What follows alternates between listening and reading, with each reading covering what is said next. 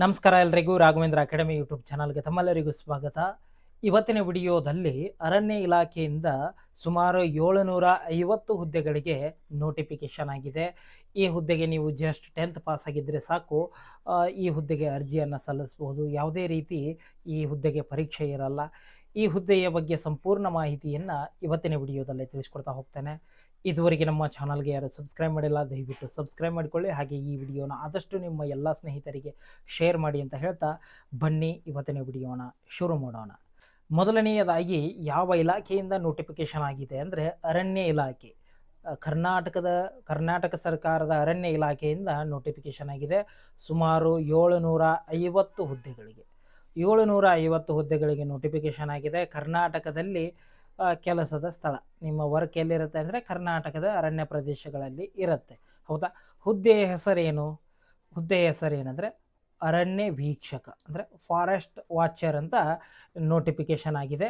ಈ ಹುದ್ದೆಗೆ ನೀವು ಅಪ್ಲಿಕೇಶನ್ನ ಹಾಕಬಹುದು.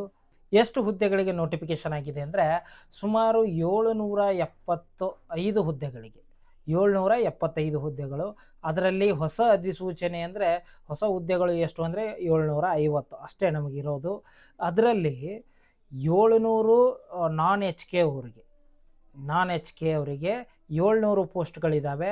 ಹಾಗೆ ಎಚ್ ಕೆ ಅವರಿಗೆ ಕಲ್ಯಾಣ ಕರ್ನಾಟಕದವರಿಗೆ 50 ಪೋಸ್ಟ್ಗಳಿದ್ದಾವೆ. ಹೌದಾ? ಕಲ್ಯಾಣ ಕರ್ನಾಟಕದವರನ್ನ ಬಿಟ್ಟರೆ ಉಳಿದ ಎಲ್ಲ ಜಿಲ್ಲೆಯ ಅಭ್ಯರ್ಥಿಗಳಿಗೆ 700 ಪೋಸ್ಟ್ಗಳು ಖಾಲಿ ಇದ್ದಾವೆ.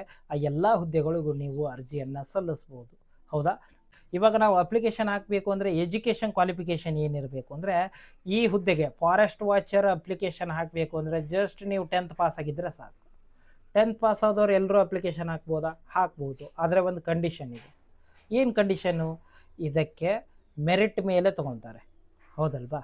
ಈ ಹುದ್ದೆಗೆ ನೀವು ಅರ್ಜಿಯನ್ನು ಸಲ್ಲಿಸ್ತೀರಿ ಅಂದರೆ ಪರ್ಸೆಂಟೇಜ್ ಆಗಿರಬೇಕು. 10th ಪರ್ಸೆಂಟೇಜ್ ಆಗಿದ್ದರೆ ಈ ಹುದ್ದೆಗೆ ನೀವು ಅರ್ಜಿಯನ್ನು ಸಲ್ಲಿಸ್ಬೋದು.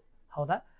ನೀವೊಂದು 85-90 ಅಬೋವ್ ಇದ್ದವರು ನೀವು ಅಪ್ಲಿಕೇಶನ್ ಹಾಕಿ ಬರುತ್ತೆ. ಕಡಿಮೆ ಇದ್ದವರು ಹಾಕಿ ನೋಡೋಣ, ಬಂದರೂ ಬರ್ಬೋದು. 10th ಪಾಸ್ ಆಗಿದ್ದರೆ ಸಾಕಿದಕ್ಕೆ. ಅವರೇ ಪರ್ಸೆಂಟೇಜ್ ಮೆನ್ಷನ್ ಮಾಡಿಲ್ಲ. ಆದರೆ ಅಲ್ಲಿ ತೊಗೊಳ್ಳೋದು ಯಾವ ಥರ ಅಂದರೆ ಪರ್ಸೆಂಟೇಜ್ ಮೇಲೆ ತೊಗೊಳ್ತಾರೆ. ಇನ್ನು ಏಜ್ ಲಿಮಿಟ್ ಎಷ್ಟಿರಬೇಕು, ವಯೋಮಿತಿ ಎಷ್ಟಿರಬೇಕು ಅಂತ ನೋಡೋದಾದರೆ ನಿಮಗೆ ಕನಿಷ್ಠ 18 ವರ್ಷ ಆಗಿರಬೇಕು. ಮಿನಿಮಮ್ 18 ವರ್ಷ ಆಗಿರಬೇಕು ನೀವು ಹುದ್ದೆಗೆ ಅರ್ಜಿಯನ್ನು ಸಲ್ಲಿಸಬೇಕು ಅಂದರೆ.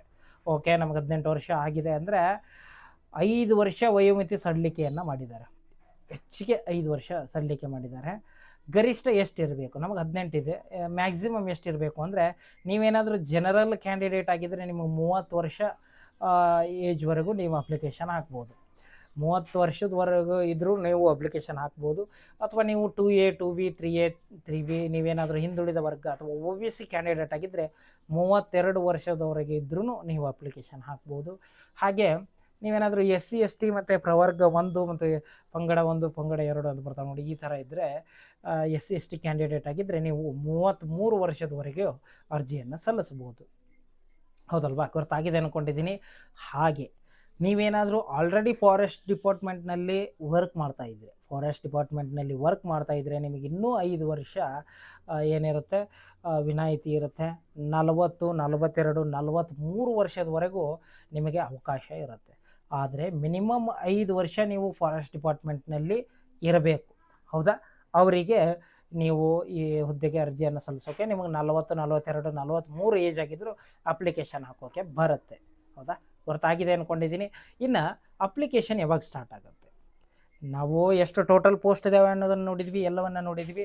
ಆನ್ಲೈನ್ ಅಪ್ಲಿಕೇಶನ್ ಯಾವಾಗ ಸ್ಟಾರ್ಟ್ ಆಗ್ತವೆ ಅಂದರೆ 1/8/2026 ಅಂದರೆ ಆಗಸ್ಟ್ 1ನೇ ತಾರೀಕಿಂದ ಅಪ್ಲಿಕೇಶನ್ಸ್ಗಳು ಸ್ಟಾರ್ಟ್ ಆಗ್ತವೆ. ಹಾಗಾದರೆ ಕೊನೆಯ ದಿನಾಂಕ ಯಾವಾಗ? 31 ಆಗಸ್ಟ್ 2026. 31ನೇ ತಾರೀಕು ಲಾಸ್ಟ್ ಇರುತ್ತೆ. ಮುಂದಿನ ತಿಂಗಳು 1ನೇ ತಾರೀಕಿನಿಂದ ಆಗಸ್ಟ್ ಪೂರ್ತಿ ಮಂತ್ ಇರುತ್ತೆ ನಿಮಗೆ. ಅಷ್ಟರೊಳಗಡೆ ನೀವು ಅಪ್ಲಿಕೇಶನ್ನ ಹಾಕ್ಬೋದು. ಓಕೆ, ಇವಾಗ 1ನೇ ತಾರೀಕಿಂದ ಅಪ್ಲಿಕೇಶನ್ಸ್ಗಳು ಸ್ಟಾರ್ಟ್ ಆಗ್ತವೆ, ಹಾಕ್ತೀವಿ. ಅಪ್ಲಿಕೇಶನ್ ಫೀ ಏನಾದರೂ ಇರುತ್ತಾ ಅಂದರೆ ಇರುತ್ತೆ. ಇದಕ್ಕೆ ಎಷ್ಟಿರುತ್ತೆ ಅಂತ ನೋಡೋದಾದರೆ ನೀವೇನಾದರೂ general candidate 2A 2B 3A 3B ಪುರುಷ ಕ್ಯಾಂಡಿಡೇಟ್ ಆಗಿದ್ದರೆ ಅಂದರೆ ಮೇಲ್ ಕ್ಯಾಂಡಿಡೇಟ್ ಆಗಿದ್ದರೆ ನಿಮಗೆ 200 ರೂಪಾಯಿ ಫೀ ಇರುತ್ತೆ. ಹೌದಾ? OBC ಮತ್ತು ಜನರಲ್ದವರಿಗೆ 200 ರೂಪಾಯಿ. ಹಾಗೆ ನೀವೇನಾದರೂ ಜನರಲ್ಲು 2A 2B OBC ಕ್ಯಾಂಡಿಡೇಟ್ ಮಹಿಳಾ ಅಭ್ಯರ್ಥಿಗಳಾಗಿದ್ದರೆ ಅಥವಾ ಟ್ರಾನ್ಸ್ಜೆಂಡರ್ ತೃತೀಯ ಲಿಂಗಿ ಅಭ್ಯರ್ಥಿಗಳಾಗಿದ್ದರೆ ಅವರಿಗೆ ₹100 ಫೀ ಇರುತ್ತೆ. ಹಾಗೆ same to same SC ST ಅವರಿಗೆ ಪುರುಷ ಅಭ್ಯರ್ಥಿಗಳಿಗೆ ₹100 ಇರುತ್ತೆ, ಮಹಿಳಾ ಅಭ್ಯರ್ಥಿಗಳಿಗೆ ₹50 ಇರುತ್ತೆ. ಅಂಗವಿಕಲ ಕ್ಯಾಂಡಿಡೇಟ್ಸ್ ಏನಿರ್ತಾರೆ ನೋಡಿ ಅವರಿಗೆ ಯಾವುದೇ ರೀತಿ ಶುಲ್ಕ ಇರಲ್ಲ. ಹೌದಾ? ಇಷ್ಟು ಮಾಹಿತಿ. ₹200 ಜನರಲ್ಲು ಮತ್ತು OBC ಅವರಿಗೆ SC ST ಅವರಿಗೆ ₹100 ಇರುತ್ತೆ. ಇದು ಅಪ್ಲಿಕೇಶನ್ ಫೀ ಆಯಿತು. ಓಕೆ, ನಾವು ಅಪ್ಲಿಕೇಶನ್ ಫೀಯನ್ನು ತುಂಬಿದ್ರಿ. ಸೆಲೆಕ್ಷನ್ ಪ್ರೊಸೆಸ್ ಯಾವ ಥರ ಇರುತ್ತೆ? ಸೆಲೆಕ್ಷನ್ ಪ್ರೊಸೆಸ್ ಯಾವ ಥರ ಇರುತ್ತೆ ಅಂತ ನಾನು ಮೊದಲೇ ಹೇಳಿದ್ದೀನಿ ನಿಮಗೆ. ಮೆರಿಟ್ ಆಧಾರದ ಮೇಲೆ SSLCಲಿ ಜಾಸ್ತಿ ಪರ್ಸೆಂಟೇಜ್ ಆಗಿರ್ಬೇಕು ನಮ್ಮದು, ಆವಾಗ ಮಾತ್ರ ನಮ್ಮನ್ನು ಸೆಲೆಕ್ಟ್ ಮಾಡ್ತಾರೆ. ಹೌದಾ? ನೋಡ್ತಾ ಇದ್ದೀರಾ, ಅರಣ್ಯ ವೀಕ್ಷಕ ಹುದ್ದೆಗೆ ಯಾವುದೇ ಲಿಖಿತ ಪರೀಕ್ಷೆ ಇರುವುದಿಲ್ಲ, ಯಾವುದೇ ರೀತಿ ರಿಟರ್ನ್ ಎಕ್ಸಾಮ್ ಇರಲ್ಲ ಅದಕ್ಕೆ. ಹೌದಾ? ಹೀಗಾಗಿ ಯಾವ ಥರ ಚಾಯ್ಸ್ ಮಾಡ್ತಾರೆ ಅಂದರೆ ಆಯ್ಕೆ ಪ್ರಕ್ರಿಯೆಯು ಸಂಪೂರ್ಣವಾಗಿ ದೈಹಿಕ ಸಾಮರ್ಥ್ಯ ಮತ್ತು SSLC ಅಂಕಗಳ ಆಧಾರದ ಮೇಲೆ ನಡೆಯುತ್ತದೆ. SSLCಲಿ ನೀವು ಜಾಸ್ತಿ ಮಾರ್ಕ್ಸ್ ತೊಗೊಂಡಿರಬೇಕು, ಹಾಗೆ ಫಿಸಿಕಲ್ ಇರುತ್ತೆ. ಇವು 2 ಪಾಸ್ ಮಾಡಿಬಿಟ್ರೆ ಸಾಕು, ನೀವು ಪಾಸ್ ಆಗ್ತೀರಾ ಈ ಹುದ್ದೆಗೆ. ಹೌದಾ? ಫಸ್ಟ್ಗೆ ಏನು ಮಾಡ್ತಾರೆ, ಮೆರಿಟ್ ಆಧಾರದ ಮೇಲೆ ಒಂದು ಶಾರ್ಟ್ ಲಿಸ್ಟ್ ಮಾಡ್ತಾರೆ. ಪರ್ಸೆಂಟೇಜ್ ಜಾಸ್ತಿ ಇದ್ದವ್ರನ್ನ ಫಿಸಿಕಲ್ಗೆ ಬರ್ರಿ ಅಂತ ಒಂದು ಲಿಸ್ಟ್ನ ಬಿಡ್ತಾರೆ. ಆ ಲಿಸ್ಟ್ನಲ್ಲಿದ್ದವರಷ್ಟು ಫಿಸಿಕಲಿಗೆ ಹೋಗಬೇಕಾಗಿರುತ್ತೆ. ಅಲ್ಲಿ ಫಿಸಿಕಲ್ ಟೆಸ್ಟ್ ಇರುತ್ತೆ, ಹಾಗೆ ಹೈಟು ವೇಟು ರನ್ನಿಂಗು ಎಲ್ಲ ಇರುತ್ತೆ. ಅದಾದ ನಂತರ ಏನಿರುತ್ತೆ, ಡಾಕ್ಯುಮೆಂಟ್ಸ್ ವೆರಿಫಿಕೇಷನು, ಹಾಗೆ ಮೆಡಿಕಲ್ ಟೆಸ್ಟ್ ಇರುತ್ತೆ. ಓಕೆ, ಇವಾಗ SSLC ಅಂಕದ ಮೇಲೆ ಸರ್ ನಮ್ಮದು SSLC ಅಂಕಗಳು ಜಾಸ್ತಿ ಇದ್ದಾವೆ, ನಾವು ಸೆಲೆಕ್ಟ್ ಆಗ್ತೀವಿ ಅನ್ನೋರು ಫಿಸಿಕಲ್ ಏನಿರುತ್ತೆ ಅಂತ ಒಂದಿಷ್ಟು ಕ್ವಶನ್ ಇರುತ್ತೆ. ಹೀಗಾಗಿ ಫಿಸಿಕಲ್ ನೋಡೋದಾದರೆ ನೋಡ್ತಾ ಇದ್ದೀರಾ, ಹೈಟ್ ಎಷ್ಟಿರಬೇಕು? ಜಸ್ಟ್ ನೀವು 163 ಹೈಟ್ ಇದ್ದರೆ ಸಾಕು. 163 ಹೈಟ್ ಇದ್ದರೆ ಸಾಕು, ಎಲ್ಲರೂ ಈ ಹುದ್ದೆಗೆ ಅರ್ಜಿಯನ್ನು ಸಲ್ಲಿಸ್ಬೋದು, ನೀವು ಪಾಸ್ ಆಗ್ತೀರಾ. ಎದೆ ಎಳತೆ ಕನಿಷ್ಠ ಎಷ್ಟಿರಬೇಕು ಅಂದರೆ 79, ಕನಿಷ್ಠ ಏನಿರಬೇಕು, ಎದೆ ಎಳತೆ ಇರಬೇಕು ಪುರುಷರದು.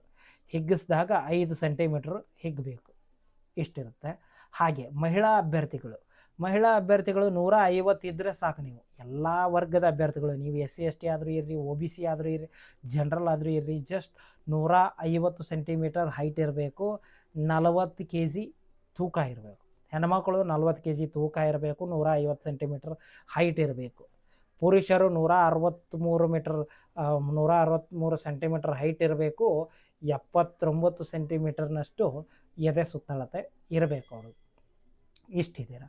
ಇಷ್ಟಾದಮೇಲೆ ಫಿಸಿಕಲ್ ಏನಿರುತ್ತೆ ಅಂತ ನೋಡೋದಾದರೆ ನೋಡ್ತಾ ಇದ್ದೀರಾ, ಓಟ ಇರುತ್ತೆ, ರನ್ನಿಂಗ್ ಟೆಸ್ಟ್ ಇರುತ್ತೆ. ಪುರುಷ ಅಭ್ಯರ್ಥಿಗಳು 1600 ಮೀಟರ್ ರನ್ನಿಂಗ್ನ ಓಡಬೇಕು. ಎಷ್ಟು ನಿಮಿಷದಲ್ಲಿ? 7 ನಿಮಿಷದಲ್ಲಿ. ಇವಾಗ ಆರ್ಮಿಗೆಲ್ಲ ಪ್ರಿಪೇರ್ ಆಗೋರು ಜಸ್ಟ್ ಇದೆಲ್ಲ 1600 ಮೀಟರ್ ಎಲ್ಲ 7 ನಿಮಿಷಕ್ಕೆ ಕೊಟ್ಟರೆ ಆಲ್ಮೋಸ್ಟ್ ಎಲ್ಲರೂ ಪಾಸ್ ಆಗ್ತೀರಾ ಇದರಲ್ಲಿ. ನೀವು ಜಸ್ಟ್ ಪೊಲೀಸ್ ಕಾನ್ಸ್ಟೇಬಲ್ ಹುದ್ದೆಗೆ ತಯಾರನ್ನು ನಡೆಸ್ತಿದ್ರು, ಈ ಹುದ್ದೆಗೆ ನೀವು ಪಾಸ್ ಆಗ್ತೀರಾ ಫಿಸಿಕಲ್ಲು.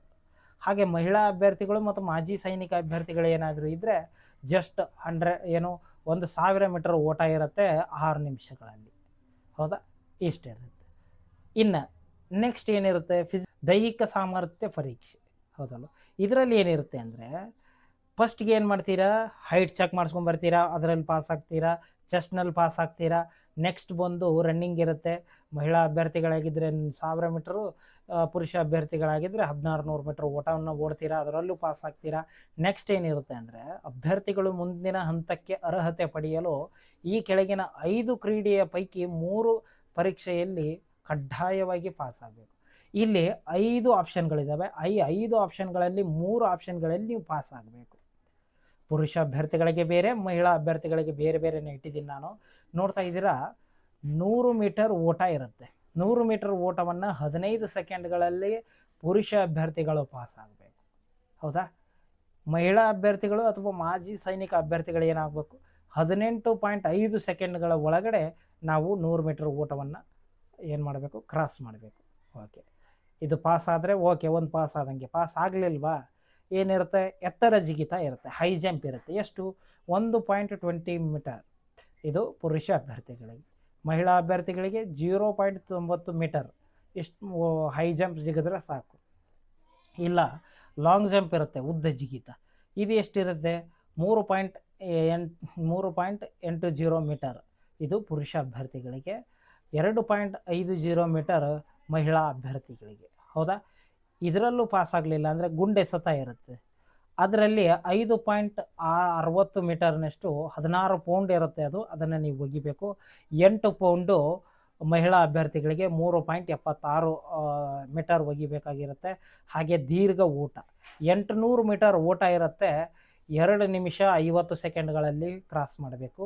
ಹಾಗೆ 200 ಮೀಟರ್ ಓಟ ಇರುತ್ತೆ, 40 ಸೆಕೆಂಡ್ಗಳಲ್ಲಿ ಕ್ರಾಸ್ ಮಾಡಬೇಕು. ಈ 5 ಆಪ್ಷನ್ಗಳಲ್ಲಿ ನೀವು ಜಸ್ಟ್ 3 ಪಾಸ್ ಆದರೆ ಸಾಕು, ನೀವು ಈ ಹುದ್ದೆಗೆ ಆಲ್ಮೋಸ್ಟ್ ಸೆಲೆಕ್ಟ್ ಆದಾಗೆ. ಇದಾದ ನಂತರ ಡಾಕ್ಯುಮೆಂಟ್ಸ್ ವೆರಿಫಿಕೇಷನ್ ಇರುತ್ತೆ, ಮೆಡಿಕಲ್ ಎಕ್ಸಾಮಿನೇಷನ್ ಇರುತ್ತೆ. ಇದನ್ನೆಲ್ಲ ಫಿಟ್ ಇದ್ದವರು ಅದನ್ನು ಫಿಟ್ ಇರ್ತೀರಾ, ಆಲ್ಮೋಸ್ಟ್ ಪಾಸ್ ಆಗ್ತೀರಾ. ಇಷ್ಟು ಸೆಲೆಕ್ಷನ್ ಪ್ರೋಸೆಸ್ ಇರುತ್ತೆ. ಹೌದಾ? ಒಳ್ಳೆಯದೇನು, ಈ ಹುದ್ದೆಗೆ ಅರ್ಜಿಯನ್ನು ಸಲ್ಲಿಸಬೇಕು ಅಂದರೆ ಜಸ್ಟ್ 10th ಪಾಸ್ ಆಗಿದ್ದರೆ ಸಾಕು, ಈ ಹುದ್ದೆಗೆ ಅರ್ಜಿಯನ್ನು ಸಲ್ಲಿಸ್ಬೋದು. ಒಟ್ಟು 750 ಹುದ್ದೆಗಳು ಈ ಹುದ್ದೆಗಳಿಗೆ ನೋಟಿಫಿಕೇಷನ್ ಆಗಿದೆ. ತಪ್ಪದೆ ಯಾರ್ಯಾರು SSLCಯನ್ನು ಮುಗಿಸಿ ಒಂದು ಜಾಸ್ತಿ ಪರ್ಸೆಂಟೇಜ್ ಇದ್ದವರು ಅಪ್ಲಿಕೇಶನ್ ಹಾಕಿ ಅಂತ ಹೇಳ್ತಾ, ಈ ವಿಡಿಯೋದ ಬಗ್ಗೆ ನಿಮಗೆ ಏನೇ ಡೌಟ್ಸ್ ಇದ್ದರೂ ನನಗೆ ಕಮೆಂಟ್ ಮಾಡಿ, ಹಾಗೆ ವಾಟ್ಸಪ್ನಲ್ಲಿ ಮೆಸೇಜ್ ಮಾಡಿ ಅಂತ ಹೇಳ್ತಾ ಇವತ್ತಿನ ವಿಡಿಯೋನ ಮುಗಿಸ್ತಾ ಇದ್ದೀನಿ. ಧನ್ಯವಾದಗಳು.